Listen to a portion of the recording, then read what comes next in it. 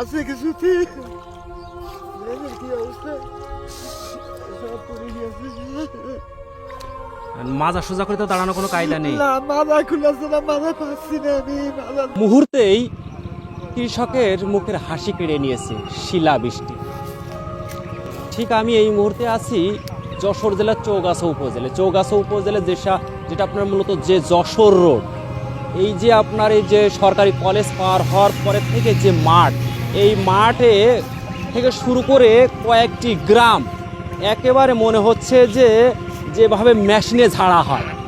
আমরা ধান কাটার পরে যখন মেশিনে ঝাড়ি তখন কিন্তু ঠিক এরকম এই যে আপনার শুধু যে বিচেলি বলেন খড়গুলো থাকে, অথচ দেখেন একটা ধান কিন্তু নাই।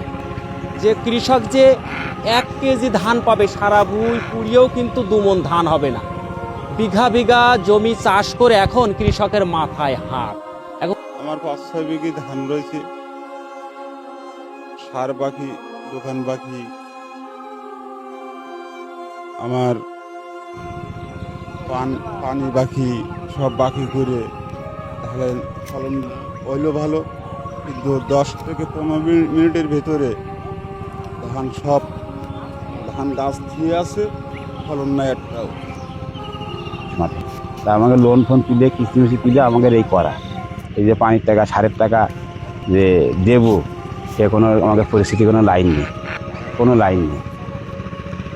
5 বিঘে 1 বিঘা ঘরে যায়নি, সব নষ্ট।